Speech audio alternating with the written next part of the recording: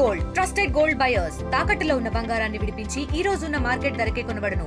మరిన్ని వివరాలకు సంప్రదించండి 7710 మెడికల్ కాలేజీని అయితే ప్రైవేటీకరణ చేస్తున్న నేపథ్యంలోనే అలాగే రాష్ట్ర వ్యాప్తంగా వైఎస్ఆర్సీపీ అయితే నిరసనలు అయితే చేపడుతున్నారు. అలాగే ఈ రోజు అయితే మొత్తం 175 నియోజకవర్గాల్లో కూడా ఈ రోజు నిరసన కార్యక్రమం చేపట్టు భారీ ఎత్తున అయితే ర్యాలీ నిర్వహించారు. కాకినాడ రూరల్లో ఉన్నటువంటి ఎవరైతే ఉత్తరాంధ్ర వైసీపీ రీజనల్ కోఆర్డినేటర్తో పాటు అలాగే మాజీ మంత్రి కురసాల కన్నబాబు కూడా ఈ రోజు అయితే ఇక్కడ నిరసన కార్యక్రమం చేపట్టారు. ప్రస్తుతం మాట్లాడే ప్రయత్నం చేద్దాం. సార్ చెప్పండి, ఈ యొక్క ప్రైవేటీకరణ ఏ విధంగా నిరసిస్తున్నారు? ఇది ఎందుకోసం? ఇది చేతకాని ప్రభుత్వం, చేవలేని ప్రభుత్వం. ఇది ఎవడైనా పేదల గుండె చప్పుడు వినాలనుకుంటాడు, కానీ పేదల నోటి దగ్గర లాక్కుని పెద్దవాళ్ళకి పెట్టాలని ఎవడో అనుకుంటాడా? కేవలం చంద్రబాబు నాయుడు ఒక్కడే అనుకుంటాడు. వాళ్ళ పేదల వైద్యం కోసం జగన్మోహన్ రెడ్డి గారు ముఖ్యమంత్రిగా ఉండగా 17 మెడికల్ కాలేజీలు హిస్టారికల్. ఈ రాష్ట్రం పుట్టిన తర్వాత 11 మెడికల్ కాలేజీలు ఉంటాయి. ఆయన ఒక్కడే 17 కాలేజీలు నిర్మాణం చేస్తుంది. వాడు అన్నింటినీ తీసుకెళ్ళి 10 కాలేజీలు ప్రైవేటీకరణ చేయడానికి, మిగతాన్ని ఎక్కడెక్కడ వదిలేయడానికి చంద్రబాబు నిర్ణయం తీసుకున్నారంటే ఏమనుకోవాలి? ఈయన ప్రజల మనిషా, కార్పొరేట్ మనిషా? ఈయన ప్రజల నాయకుడా, ప్రైవేట్ నాయకుడా? చెప్పమనండి. ఒక పక్కనేమో 99 పైసలకు ఎకరం అమ్మేస్తున్నాడు ప్రభుత్వ ఆస్తిని. ఆ ఎకరాలు అమ్మేసి 99 పైసల ఎకరాలు కానీ మీరు వేలం పెడితే వచ్చే వేల కోట్లతో ఇక్కడ కట్టచ్చు. ఇంకో పక్కనేమో అమరావతిలో 1 కిలోమీటర్ రోడ్డుకి 174 కోట్లంట. అంటే ప్రతి 5 కిలోమీటర్ల రోడ్డు వేస్తే ఒక కాలేజీ పూర్తవుద్ది. మీరు దేనికోసం చేస్తున్నారు? ఇలాంటి ఫాల్స్ ప్రిస్టేజ్ ఎందుకు మీకు అసలు? అమరావతి అనేది మీకు ఒక ఫాల్స్ ప్రిస్టేజ్ అయిపోయింది. దానికోసం మొత్తం ఈ రాష్ట్రాన్నే మీరు అన్యాయం చేసే పరిస్థితికి వచ్చారు. మా నాయకుడు జగన్మోహన్ రెడ్డి గారి పిలుపు మేరకు మా కాకినాడ రూరల్ నియోజకవర్గంలో వేల మంది ఇవాళ మేము శాంతియుత ర్యాలీగా వచ్చిన విషయం మీరు చూశారు. మేము శాంతియుతంగా వచ్చి ఎంఆర్ఓ ఆఫీసులో రిప్రజెంటేషన్ ఇద్దామంటే కరెంట్ లేదు, అక్కడ చీకట్లో ఉంది. మొన్నేమో కేజీహెచ్ చీకట్లో ఉంది, విశాఖపట్నంలో పేషెంట్లు చచ్చిపోయారు, జనరేటర్లు కూడా లేవు. ఇప్పుడు ఎంఆర్ఓ ఆఫీస్ చీకట్లో ఉంది. ఇంకేం మిగిలింది చీకట్లో లేకుండా రాష్ట్రం? సిగ్గు లేదు మీకు? జనం ఏమనుకుంటున్నారని ఆలోచన లేదు. ఇవాళ వరకు గింజ ధాన్యం కొనలేదు. మోంతా తుఫాన్లో వచ్చిన నష్టాలు కానీ మీరు నమోదు చేయించుకుంటే మీ దగ్గర ధాన్యం కొనమంటున్నారు. ఈ బ్లాక్మెయిలింగ్ ఏంటి? ఒకవేళ మోంతా తుఫాన్ వచ్చింది, 1 ఎకరంలో 30 బస్తాలు పండాల్సింది 10 బస్తాలు చేతికి వచ్చి మిగతా 20 బస్తాలు పోయింది. 10 బస్తాలు అమ్ముకునే హక్కు రైతుకు లేదా? ఏమనుకుంటున్నారు మీరు అసలు? మీ తండ్రి కొడుకు ఫాల్స్ ప్రిస్టేజ్, ఫాల్స్ ప్రచారం. ఎక్కడ world cup, women world cup కొడితే మా వాళ్ళే అంటారు. మోంతా తుఫాన్ నష్టం తక్కువ జరిగిందంటే మా వాళ్ళే అంటారు. పెట్టుబడిదారులు వచ్చేస్తున్నారంట, నల్ల కోట్లు వేసుకు తీసుకొచ్చి ఎవడెవడో నుంచో పెడతారు అక్కడ. మీ పాత స్టోరీసు, పాత స్క్రీన్ ప్లే, పాత డైరెక్షనే మళ్ళీని. మేమైతే ప్రజల కోసం మా నాయకుడు జగన్మోహన్ రెడ్డి గారి తరపున ఈ ఉద్యమాలు చేస్తూనే ఉంటాం. ప్రజల కోసం గళం విప్పుతూనే ఉంటాం. కేవలం శంకుస్థాపన మాత్రమే పరిమితం అయ్యి ఎక్కడ కూడా పూర్తి కాలేదని వాళ్ళు చెప్తున్నట్టు మాట. దాని మీరు ఎవరు వస్తే మేము తీసుకెళ్ళి చూపిస్తాం ఎక్కడెక్కడ పూర్తి అయినాయో, ఎక్కడెక్కడ అడ్మిషన్లు స్టార్ట్ అయినాయో. ఇప్పుడు ఆయన ఇచ్చేవన్నీ కూడా ఎవరు ఏమిస్తున్నాడు? 10 కాలేజీలు అడ్మిషన్లు ప్రారంభమైన ఇస్తున్నాడు. అలా ఆయన ఈ 17 కాలేజీలు వాళ్ళ సొంత మనుషులు కట్టబెట్టాలనేదే కదా దీంట్లో ప్లాను.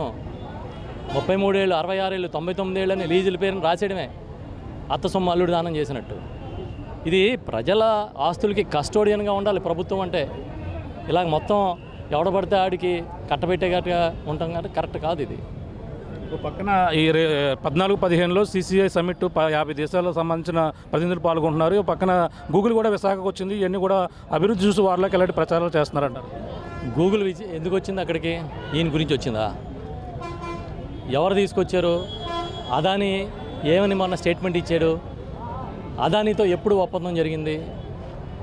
ఇప్పుడు పచ్చిగా చెప్పాలంటే ఇంకా ఎవడు ఆస్తైనా నాదే అంటే ఎలాగా? ఎవరు చేసిన పని అయినా నా వాళ్ళే అంటే ఎలాగా? చంద్రబాబు నాయుడు పక్కోళ్ళ క్రెడిట్ని చోరీ చేసి తన అకౌంట్లో వేసుకునే క్యారెక్టర్ అది. ఇవాళ కాదు, పూర్వం నుంచి అంతే. వాళ్ళ పార్టీయే ఎన్టీఆర్ పార్టీ, అక్కడి నుంచి లాక్కున్నాడు. ఈ చోరీ అనేది ఇవాళది కాదు, తెలుగుదేశం పార్టీని చోరీ చేసినప్పటి నుంచి ఆయనకి అలవాటే. ఈ నష్టపరిహారం ఎలా అంటే మోంతా తుఫాను ఇప్పటికే కేంద్ర ప్రభుత్వం పర్యటిస్తుంది అన్నారు. ఇంకా మన జిల్లాలో ఇంకా పర్యటన కాలేదు. ఏ విధంగా నష్టం ఒక అంచనాకు రావడం జరిగింది? అన్నీ కాకి లెక్కలు వేస్తున్నారు. నష్టం జరగలేదని చెప్పాలని ప్రయత్నం చేస్తున్నారు. ప్రజలు చూస్తున్నారు అన్ని విషయాలు. చంద్రబాబు నాయుడు చెప్పే కల్లబొల్లి కబుర్లు, వాళ్ళ సొంత పత్రికలు, సొంత మీడియాలో చూపించే ఈ అల్లిక కథనాలు నమ్మడానికి ప్రజలు ఏం సిద్ధంగా లేరు. వాస్తవాలు ఏంటో కళ్ళ ముందు కనబడుతున్నాయి. ఇవాళ రేషన్ పరిస్థితి ఏంటో చూస్తున్నాం, వైద్యం పరిస్థితి ఏంటో చూస్తున్నాం, ఆరోగ్యం పరిస్థితి ఏంటో, ఆరోగ్యశ్రీ పరిస్థితి ఏంటో చూస్తున్నాం, ఫీజు రీయింబర్స్మెంట్ పరిస్థితి ఏంటో చూస్తున్నాం. ఇంకా రోడ్లు అయితే చెప్పక్కర్లేదు. పాలు పోసుకుని పాలు ఎత్తుకోవచ్చని ప్రచారం చేశారు. ఇప్పుడు పాలు పోయాలో ఇంకేం పోయాలో గోతుల్లో ఎవరికి అర్థం అవ్వట్లేదు. ఏదో తప్పుడు ప్రచారంతో బతికేద్దాం అనుకుంటే ఏదో రోజు కాలం నిర్ణయిస్తుంది. తుఫాన్ నష్టం జరగకుండా ముందస్తు చర్యలు తీసుకున్నాము. పక్కన సైక్లోన్ ఫైటర్స్ అని కూడా అభినందన సభలు కూడా అది అందరికీ వచ్చినట్టు దానికే ఉంది. ఇవాళ ఇప్పుడు మీరు ఎన్ని రకాలుగా పొగుడుకున్నా, మోంతా తుఫానికి చంద్రబాబు మోకాలు అడ్డు పెట్టాడన్నా, మోంతా తుఫానే చంద్రబాబు ముందు మోకరిల్లిందన్నా, మీ సొంత ఛానల్స్, మీ సొంత పత్రికలు, మీ సొంత ప్రభుత్వం, మీ సొంత భాగస్వాములు మీరు ఇచ్చుకుంటారు, చేసుకుంటారు, తప్పే ఉంది, చేయనే ఉంది. ఏంటంటే ఇవన్నీ మామూలే కదా. ఇదేమి చంద్రబాబు కొత్త కాదు. పబ్లిసిటీలో నాకు తెలిసి ఈ దేశంలో అతను కొట్టేవాడు మరి ఇంకెవరైనా ఉన్నారో లేదో నాకు తెలియదు, కానీ ఆయన మాత్రం 3-4 ప్లేసుల్లో ఉంటాడు. టాప్ 1-2లో ఉంటాడు ఆయన.